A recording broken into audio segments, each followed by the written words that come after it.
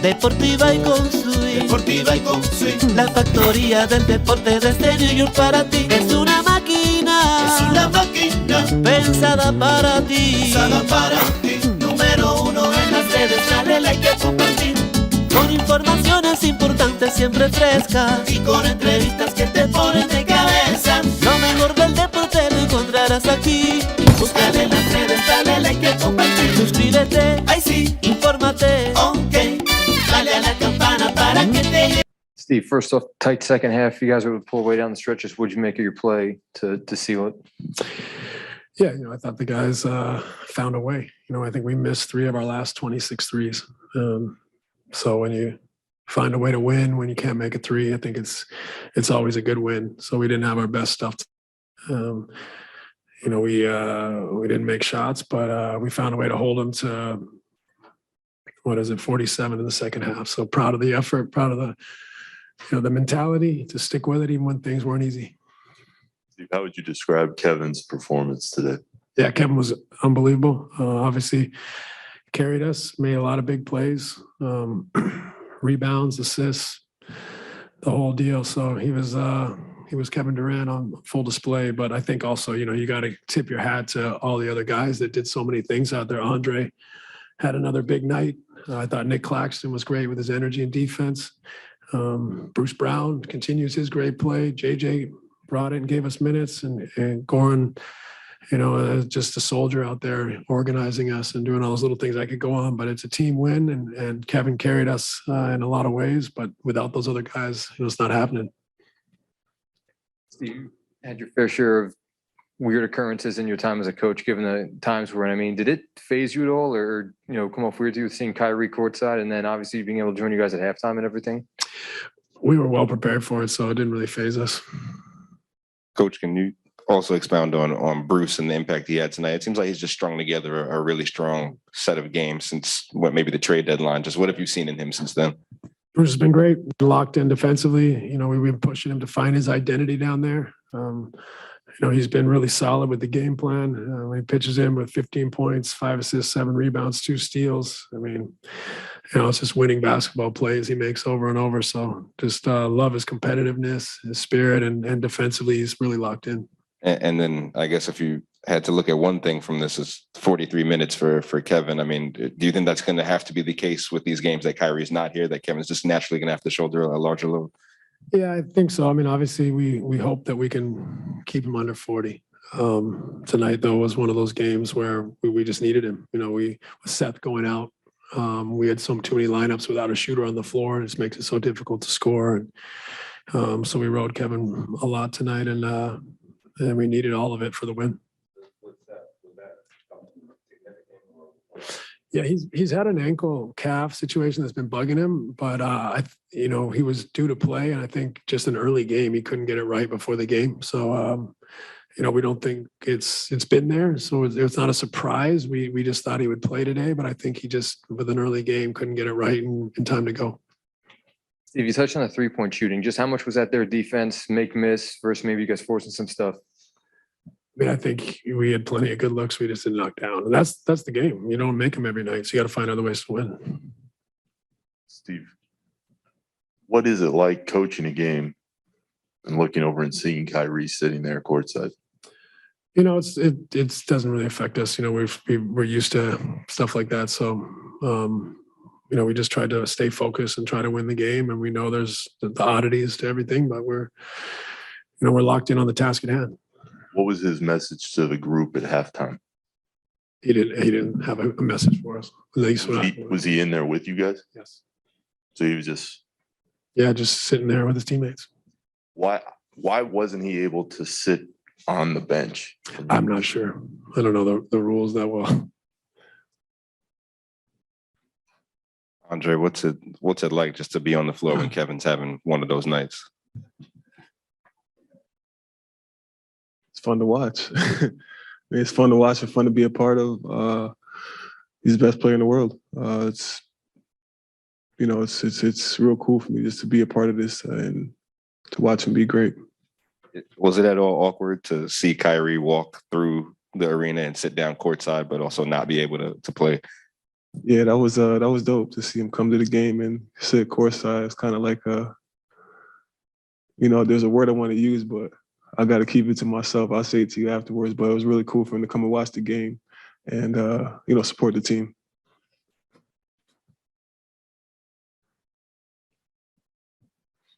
Obviously, it was a pretty back and forth game throughout the second half. So what do you think was the difference for you guys down the stretch?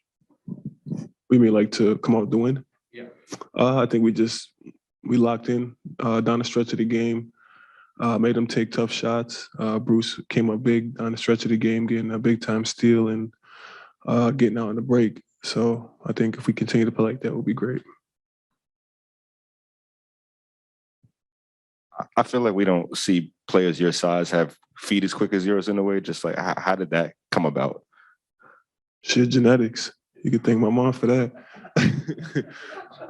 There's nothing I worked on. It just was there. Just genetics. That's it. There was a play, you guys were up maybe 7, I think, late, and then KD got depleted on the play, and they go on like a 9-0 run. Did you guys feel like that play took a little bit of wind out of you guys? And if so, Talking about seeing him go down like that? yeah. And then how did you guys, if that's so, how did you guys kind of flip the script and turn it back around and settle yourselves in the last minute and a half? I wouldn't say it deflated us. I would say more so got us more fired up to win the game because that was a interesting play. I mean, it's a basketball play at the end of the day, but it's tough to see our star player go down like that. So I think all in all, we just locked in and figured out how to come out with a win.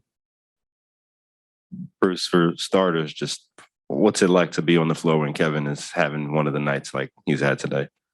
It's hard not to watch. Man, they were sending 3 guys over at him. He was still just shooting right over him. Man, that man's insane. He makes everything look easy out there. And what's it like when Kyrie walks in and you see him courtside? Obviously, he can't play, and then he comes with you guys into the locker room. Just what is that was crazy. I mean, I heard some noise going on, and I turned around and I seen Kai. But I just don't understand the ruling on him being in the arena and not being able to play. It just doesn't make sense to me. But it's good to see him back in Barclays. And you're kind of on a stretch right now where you're playing some really good, consistent basketball every day. Just what's it like for you to have this stretch, given everything that's going on this season? And B, what do you attribute this stretch to? I think it was at the beginning of the season, it was all mental for me. I was trying to fit in the role that I had last year, and it wasn't working. So I got kind of frustrated, and that's when I kind of got out of the rotation.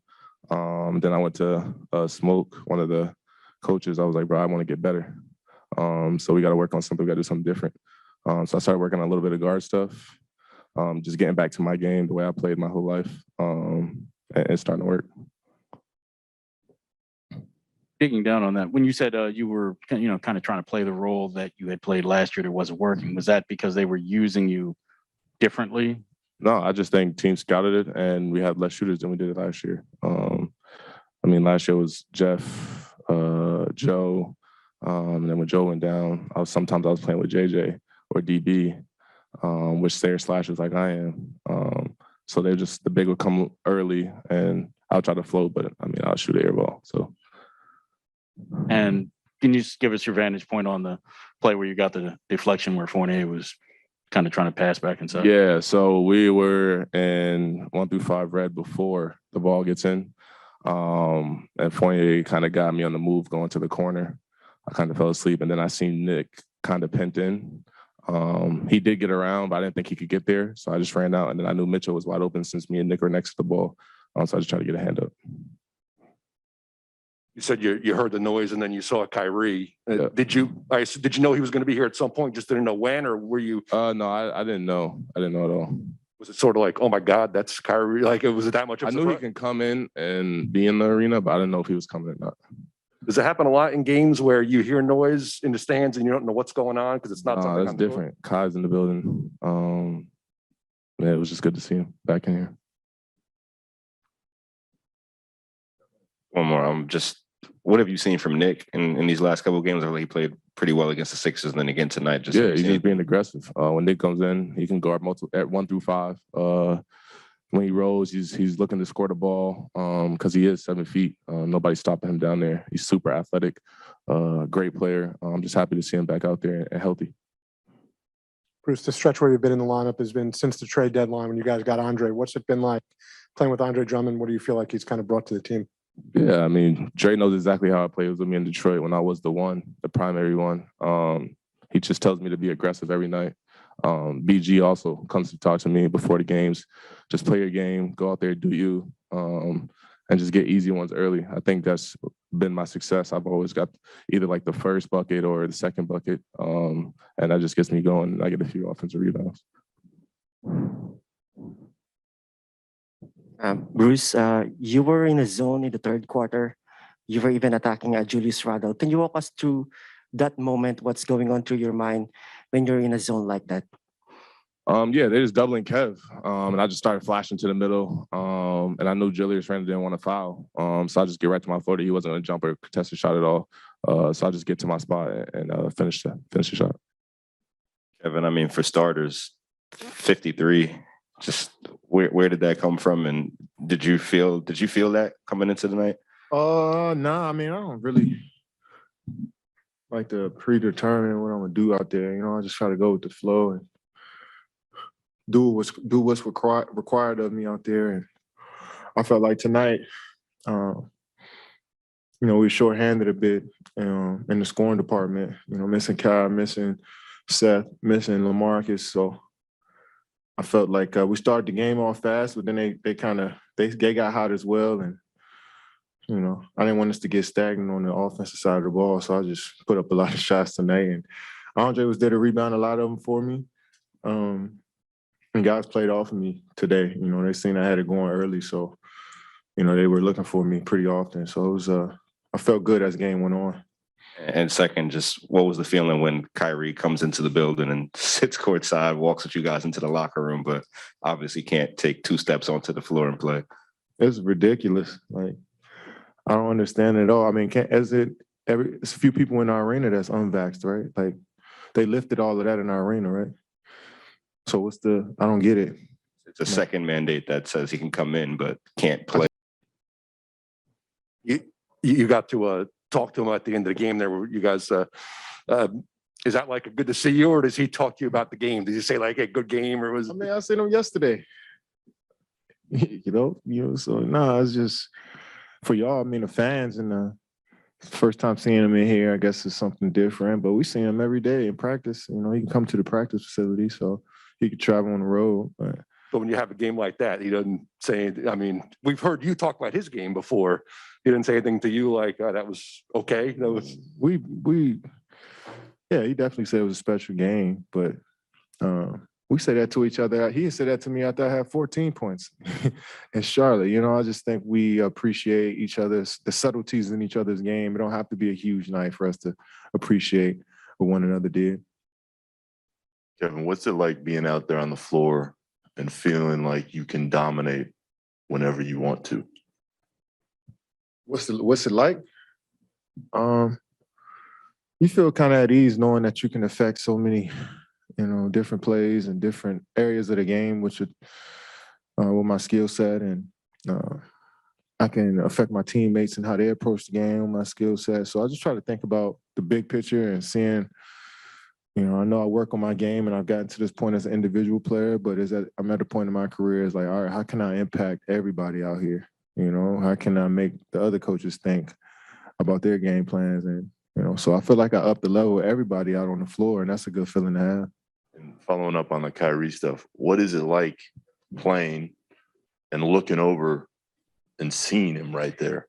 Yeah, I was at the free throw line, I think, when he walked in, and me and Drum looked at each other and was like, yo, this is unreal. Like, I've never seen nothing like this before. And we just smiled. And I mean, been like, we can say that about a lot of situations over these last 2 or 3 years where things just didn't make any sense, you know, especially with COVID being involved. So hopefully it gets figured out. Like I said, Eric, you gotta figure something out, man, because you know, it's looking crazy, especially on national TV, and he can come to the game but not play. Like, come on, man. Hey, yo, Eric. Kevin, can you talk about the stretch that Bruce has had these last few games? I mean, he's just been on a tear, it seems. Yeah, I mean, last year we used him as a screener, roller to the rim, and he is effective in that role. But now, I mean, I think that helped him into his development as a player, playing in different spots on the floor. So you see this year, he's playing like an all-around player, a guard, shooting a three, getting it off the rim, defending as he always does. 7 rebounds, 5 assists, 2 steals, like 15 points. I mean, he's just playing with ultimate confidence. And, you know, when you start to see, I mean, I look at Bruce as still a younger player, and you start to see younger players figure out what they want to do in this league. It's fun to see in real time. And I'm just excited that he's getting better and better. And he's not complacent with where he is right now. I can tell you that. And second, I mean, just if the mandate stays in place, Kyrie's only going to be able to play in 4 of the last 14 games, which means it's going to be a heavier load on you. Do you look at it that way? And are you ready to, I guess, shoulder that load for the rest of the season? What's the last question? Let me die out there, man. I told you. Drummond, 18 and 10 tonight. He's been here about a month now. What has his impact been on this group? Man, it's just incredible. I mean, I feel like when Drum simplifies the game, you know, he's a force. You know, when he's rolling to the rim, rebounding our misses, you know, running the floor, defending like he did, protecting the rim, he had nights like this easily. I mean, double-doubles for him. He could do that in his sleep. So it's all about staying focused and on us as teammates to put him in good positions to be successful. You hit like a midi to put you guys up by, I think, 7, maybe 4 minutes left. And then right after that, that's when Julius got you and you went down. And I think they went on a 9-0 run after that.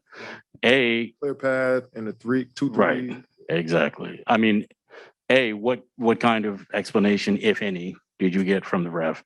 And do you think that kind of threw you guys off at that point? Yeah, for sure. The ref said he came over and just took the ball out of my hands, but it was a similar play against Philly where I did the same thing and try to run and jump and be when he spun. And then I got there a little too early and hit him, and they called the foul. So I was expecting the same thing for me because I'm blindsided and he running full speed, not turning to him. I got to be able to spin. You know what I'm saying? That's what I told him. And it was one of those 50-50 plays he felt like that Julius got. But I'm glad we was able to bounce back from that and not let that, spiral us and lead us to an L. And guys made plays. Bruce and Clax were huge making that defensive play to see the game for us. So I like how poised we stayed after that. That's exactly what I was asking. How did you guys from, I think it was 9-0 run, how did you guys kind of settle that emotionally and not let it become something that was game deciding? Yeah, I mean, because it's somewhat out of our control. We all felt that call should have been different, but we can't let it affect us for the next few plays, especially late in the game. So that's just having a veteran presence out there. Guys understood that we just got to keep pushing and win the game, and that's what we did. Hola, soy Duran, pitcher de los Yankees de Nueva York. Un saludo a la máquina deportiva. Hola, le habla Otniel de los Kansas City. Saludo a la máquina deportiva. Hola, soy Ángel Pagán y los invito a la máquina deportiva. Soy Juan Rivera de los Angelinos. Un saludo a la máquina deportiva. Mi nombre es Carlos Rosa de los Kansas City. Un saludo a la máquina deportiva. Val, un saludo para la máquina deportiva. Luis Castillo. Lo invitamos a la máquina deportiva. Yo soy Kendry Morales, primera base de los Anaheim. Un saludo para la máquina deportiva. Regresó Ramón Ramírez para invitarlo a la máquina deportiva. I'm Mike Jacobs from Kansas City Royals, inviting you to la máquina deportiva. José Contreras, pitcher de White Sox. Un saludo especial para la máquina deportiva. I'm Daniel Murphy with the New York Mets. I invite you to continue with Máquina Deportiva. Hola, soy Brian Peña. Saludos a la máquina deportiva.